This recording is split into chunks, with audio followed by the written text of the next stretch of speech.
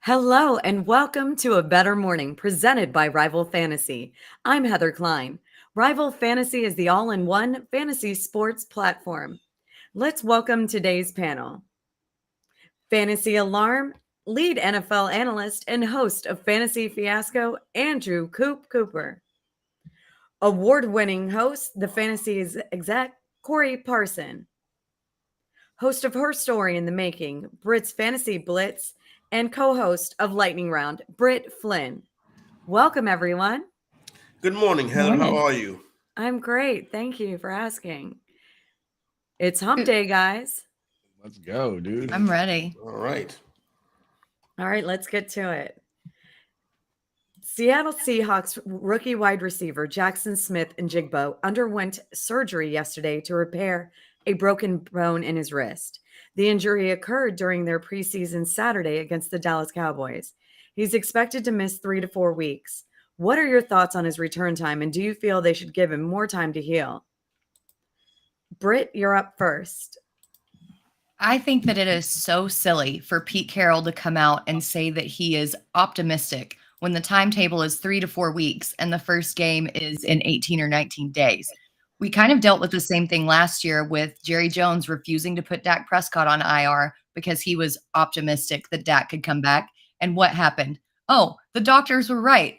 Newsflash, guys, listen to your doctors. Stop making your own timetable that fits your narrative or what you want to do and just acknowledge the facts and the science. JSN is going to miss practice when he's still learning the system. Don't put a rookie out there who isn't fully healed. You're putting your team and that player at a disadvantage long term by rushing him back. Just let him heal. Yeah, some coaches like Bill Belichick never say anything at all. Pete Carroll falls into the category of coaches where I don't believe a single word that guy has ever said, and I never will. So it doesn't really matter what Pete Carroll says to me. What matters to me is I already thought that Jaxon Smith-Njigba is a great player, but that he might start his career the way Chris Godwin did, where he didn't break out till year 3, really, because he was behind Mike Evans and Deshaun Jackson. JSN might not take that full trajectory, that full length, but I think that when you look at Mike Evans and Deshaun Jackson, DK Metcalf and Tyler Lockett are probably just as good, if not better, which might make JSN a part-time player, and him missing the start of the season and the rest of the preseason is probably just going to make that even easier for them to keep those guys in the field. Yeah, this news tempers my expectations a little bit. A player that I have a lot of shares of, and I'm going to be paying an even better price moving forward. I hope he is out there week 1, but I do understand the reason to be worried about his status moving forward. But I'm going to continue to draft him. I think the talent is too real, and as long as he's healthy, you can't really keep talent off the field.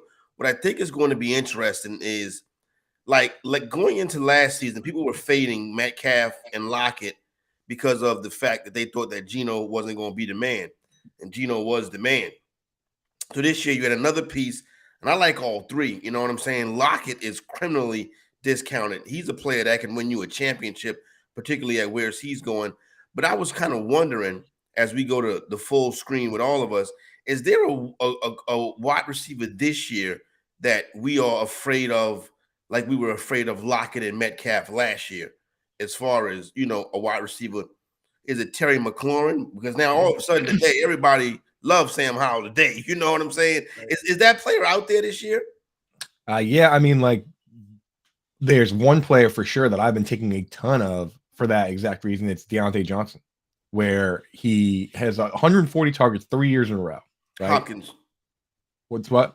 I said Deontay Johnson. Oh, Deontay Johnson. Okay, Deontay Johnson, 140 targets 3 years in a row. And then last year, because Mitch Trubisky and a rookie quarterback, Kenny Pickett, didn't really pop, he had 0 touchdowns. And I'm seeing on, sites like FFPC and RT Sports, he goes crazy low. You can draft him as like your wide receiver 5. I mean, I'm happy as him as my wide receiver 2 or 3 in a lot of formats. But we're scared of Kenny Pickett. Same thing. What if he takes a step forward? Now Deontay Johnson is getting his 140 targets that he always gets and scoring touchdowns. I think it's Chris Godwin for me. I've seen Chris Godwin still go criminally low. We know that we don't like Baker Mayfield, but I don't think that's going to matter with Godwin. If you look at what his ADOT was last year, it was like 5 yards 4.95, I think it was. And Baker's yards per attempt has declined every single year, last year down to 6.5. If he wants to keep his job, he has to be secure with the ball. And he's not going to do that chucking it downfield. It's going to be those little short dump offs, and Godwin is going to be the beneficiary of that. I think he's still going in the wide receiver 30-ish, 35-ish range. He's a huge value to me. Yeah, if you look at his line that's set with a lot of the sports books, that's a bet Chris Godwin that I'm willing to make. I'm willing to give this one out for free. We don't even have to wait for dealer's choice. He said at like 725 yards is where Chris Godwin is set, and he hasn't had that few yards since his rookie year. Even his second year, which wasn't really his like big breakout year, he had more than 725 yards. He had like 800. Because I was concerned that this could be possibly a reason why you can get Devontae Adams in the middle of the second round. I think that's a mistake too, because Devontae Adams had 180 targets last year. He caught 100 passes. I think if you get 180 targets from Jimmy G, he probably catch 120 of those. So yeah. I don't know. He's in the second round of drafts, and I'm like, you mean I can start like A.J. Brown, DeAndre Hopkins? I can start Travis Kelce, DeAndre Hopkins. I mean not Hopkins, excuse me. Devontae Adams. Yeah, it's crazy, man. I got some teams where excellent AD. That's an excellent ADP right there. You looking past him. That's a mistake. With our mock draft we did yesterday on lightning round, one guy who's first time doing one of these drafts with us started Saquon Barkley, Devontae Adams, and I was like, if those guys are just the guys that they usually are, then that thing is going to crash.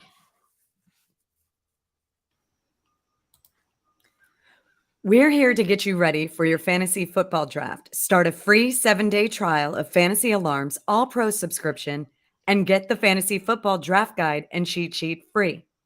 Go to fantasyalarm.com/draft. A great quarterback wide receiver connection can create wins, especially when there's a solid offense, like my guys Jared Goff and Amon-Ra St. Brown. Coop, give us your best QB wide receiver fantasy football stack for this upcoming season. They might not be as good as Jared Goff and Amon-Ra St. Brown, but I'm going to go with Justin Herbert and Keenan Allen. Give me two guys that I'm betting on Justin Herbert to lead the league in passing yards. And Keenan Allen is a guy who, when he came back from injury last year, he was the second best wide receiver in PPR behind only Justin Jefferson. So these two guys, they could potentially be the highest scoring players at their positions. It's not outside the realm of possibility. And you can get them at the round 3-4 stack. They're both going somewhere from pick 40 to 50. So if you're picking at that swing, say you pick at the end of the first round, if you're picking at the swing on the way back, you just go Herbert, Allen, done. Stack them right up. Yeah, this is interesting, right? He actually was going to do something on this today. All my favorite stacks. It's a lot of them that I'm intrigued with and trying to get in on. I just did Jackson and Andrews the other day. I've done Burrow and Chase earlier this season. Travis Kelce and Patrick Mahomes is legendary. That's championship stack. But man, if I had to pick a favorite one, and you involve ADP, I think it's got to be Hurts and AJ Brown. I mean, AJ Brown last year, at like 17 yards a catch, that's elite numbers right there. So I think AJ Brown, and then maybe you got to come back quick. If you're at the end of one and you take Brown at 111, on that 2-3 turn, you're gonna have to grab Hurts right there. You may have to take Hurts as the first quarterback off the board, but with Hurts' rushing upside, I would say the Hurts AJ Brown stack is my top stack going into the season, even though I love Joe Burrow and Jamar Chase. Yeah, those stacks really depend on your draft position and where you're going and how much you're willing to reach to complete that stack. And one of the ones that I've seen myself reaching on a ton is what you said, Corey, is the Joe Burrow, Jamar Chase stack. There are so many good ones out there, and I don't think that you can outright say that someone is the best because they all have something to offer and different strengths and drawbacks. But Burrow and Chase, the best friend factor plays in there. And we've seen them be successful for longer than we have Jalen Hurts and AJ Brown. I know that they're supposedly best friends too, but we've just seen the Burrow-Chase connection a little bit longer. I think Burrow is a better pure passer than Hurts. Obviously, Hurts does have his rushing upside, and I'm not discounting his talent, but Chase is so dominant with that 4.39 speed and route running ability. It's a tough choice, but you got to give me Hurts and Burrow, or Chase and Burrow. The problem I run into with that one is that I just don't like picking Burrow where I have to get it done. Why not? Because I don't like here. The problem you run into is you gotta, like, you really think about it. You have to take Chase at 1 or 2, right? Mhm. So then it goes around, and then at that 2-3 turn there, you got to take Joe Burrow, because Joe Burrow's ADP is like 38 or so, right? So I love it if he goes all the way around and comes to me, but that's almost too easy. And a lot of times the guy that drafts T. Higgins is also lurking in there trying to do his stack too. 100%, yeah. So it's kind of tough to get that one. I mean, but the one I said was pretty tough too. But yeah, it's I only feel good about it if he makes it all the way back. If he does, then I feel great about it. You see, the thing with the draft capital thing to me is like, and this is what I warn fantasy owners is about, getting in the draft and picking players. With me, at some point, I'm throwing ADP out the window and I'm building my team regardless of ADP, because I'm not just picking players. I'm putting these players on the team for a reason. You know what I'm saying? Like the other night when I got the Jackson Andrews stack, right? I'm like, okay, that's a week 7 buy. I believe that was a week 7 buy, or maybe week 13, something like that. So what it was week 13 buy. So I came back, I looked at week 13 schedule, and I was like, oh, Steelers at home versus Cardinals, Kenny Pickett and Pat F. And I drafted Kenny Pickett and Dak Prescott was on the board. You know what I'm saying? So at that point, I'm just building my team and I'm throwing ADP out the window. Yeah, I'll tell you that week 13, everybody's going to need a tight end. I was looking at it yesterday, and it's not just Andrews. It's Andrews, Hawkinson, Waller, Kincaid and Knox, Cole Kmet. Like that's the tight end week of death. The week of death. Yeah. But no, I will say that ADP is a construct, and people who stand by ADP to the letter of the law, you end up getting good teams, but they're not championship teams. Like, to have a championship team, you have to deviate from ADP. And that's where I think that Burrow Chase stack is worth taking a swing on, because if you believe that Joe Burrow is one of the best quarterbacks in the league, why not deviate from ADP and take him and get your stack? Makes sense to me. So you're saying ADP is like the Matrix, and you can either take like the red pill or the blue pill, and there's just too many people taking the wrong pill, just stuck eating that steak, right? Too many people are taking placebos. I gotta chase. I want to find the team. We can go to the next question. I'll read it off later, but I'm gonna find the team right now and read you my Chase Burrow stack team and see if you guys approve. Yeah, let's see it. The NBA fined Philadelphia 76ers James Harden $100,000 for indicating that he would not perform the services called for under his player contract unless traded to another team, after his comments made against Sixers president of basketball operations Daryl Morey as well. The NBAPA is filing a grievance to dispute the fine. Do you feel the fine is too heavy, and did he violate any rules?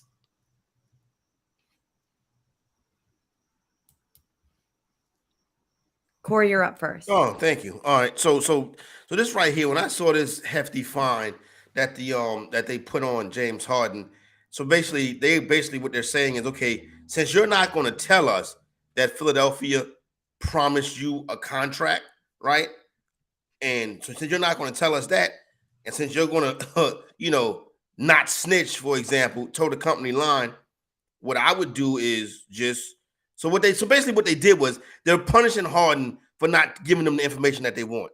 So they're taking something that he said and they're turning it around and they're using it against him. Really, they wanted Harden to say, Daryl Morey told me blank, blank, blank, blank, so they can go after the 76ers. But when Harden said, no, this was about something else, they said, okay, since you want to play like that, we're going to fine you $100,000, essentially for not telling us the truth. So that's how they're combating it. But I think it's the fine is too heavy.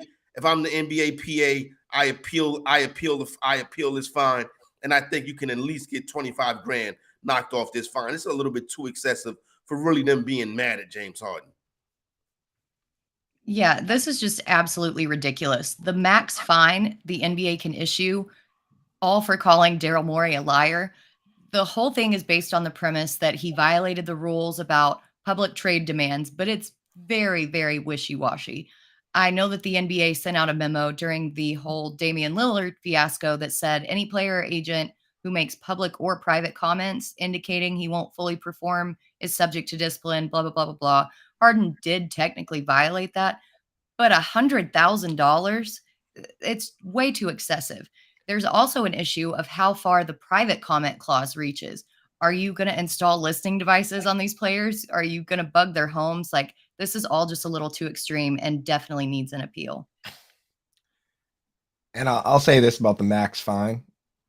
James Harden, his contract that he opted into, 2 years, $68 million. And, apparently he has an offer from Saudi Arabia for like $900 million. Like $100,000 for James Harden is a stern, solid night out in Atlanta. Like $100,000 isn't that. Run them tabs up, bro. Yeah. compared to the other side that Corey's talking about, where they want the info. The last time something like this happened, it was the Timberwolves. Basically, they had like a hush-hush deal with Josh Smith to keep giving him 1 year cheap deals until they could sign him to a bird rights deal. And the league found out about it. You know what the penalty for that was for the Timberwolves? 5 first-round picks. Yeah. They lost 5 first-round picks, eventually got one of them back, but also got fined $3.5 million. So James Harden keeping his mouth shut, there's probably another under-the-table deal for him to do that. Because probably so. Daryl Morey might pay the fine. Daryl Morey's paying that out of pocket. Yeah, because they're, the team takes this very seriously. Last time, Kevin McHale got suspended, everybody got into some crazy trouble, and the contract got voided in the first place. He opted into that $36 million a year. He wasn't getting that anywhere else. So, the whole thing is a couple big babies. Likely, Daryl Morey told him, you opt out this year so we can get PJ Tucker, and then next year you opt in, and we'll make up the difference. And that's illegal. Right. But then when they came to James Harden was like, I don't know what you're talking about. Of course you was. Yeah. Of course you was. So then they was like, all right, well, we'll show you, but you're right. James Harden has made over $300 million in his career. You know what I'm saying? He'd be all right. He'll be. And then you're right. James Harden, he's a big tipper. That's right. But it's just the principle, though. I know that he can afford it, but the principle of a max fine for saying that is just excessive. That's true. Yeah. The idea of the max fine. You know what the biggest fine in NBA history for a player was? Was it Ron Artest? No, it was I guess if you count the games, the money he lost being suspended, then maybe. But the biggest fine was issued by a team, $500,000.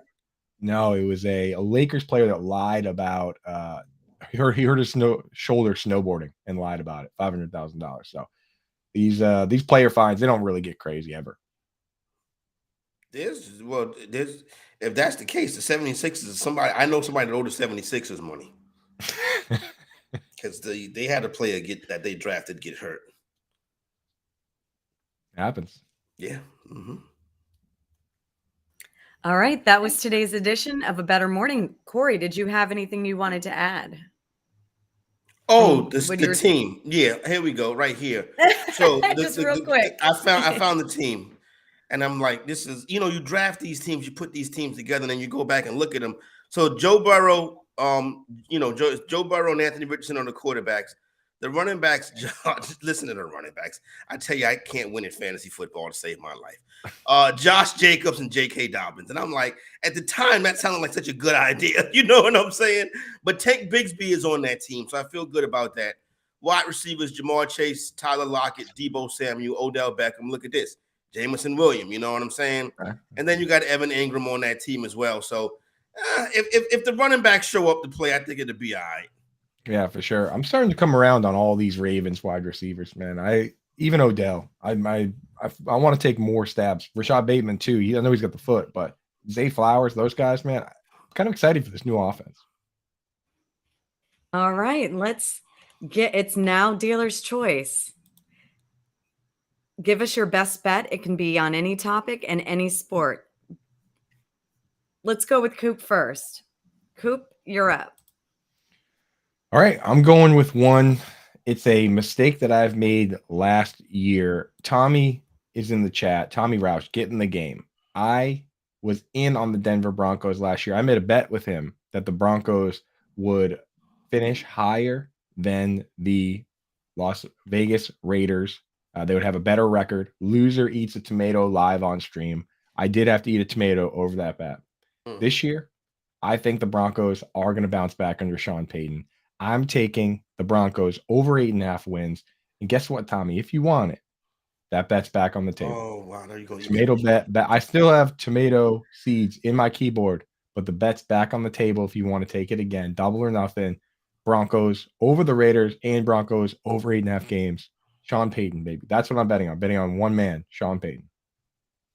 I would eat a tomato whole any day of the week. That doesn't sound like a punishment to me. That's disgusting. Tomatoes are amazing. Are you kidding me? No. Anyway, I'm going with the Detroit Tigers money line this afternoon at -115 against the Cubs.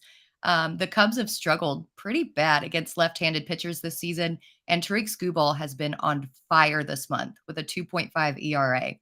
Jameson Taillon, on the other hand, has struggled with an ERA of 6 in August, and these games have been close, with the series currently split 1-1. If you don't feel totally comfortable with the Tigers money line, I would also lay some money on the over of 8.5 runs at -110. This is going to be a great game with very active bats, but the Tigers should ultimately come away with that win. All right, so we got a little college football. See if I can find a line on this game yet. No, can't do that. All right, so let's go Heisman Trophy. I give you a couple options. Heisman Trophy. I've probably done this already, but just rehash it and refresh it in your memory. You know what I mean? Fantasy exec Caleb Williams, I think about plus 500, 5-1 to be the first dude since Archie Griffin to win the Heisman Trophy 2 times. So I like that. I like Jaden Daniels, the quarterback from LSU. I would put a little something on him. And then in the wide receiver room, Marvin Harrison Jr. could be, we talked about JSN and Olave and all of these guys, these young wide receivers. Harrison Jr. has the lineage to be better than all of them. You know what I'm saying? So I'd put something on him.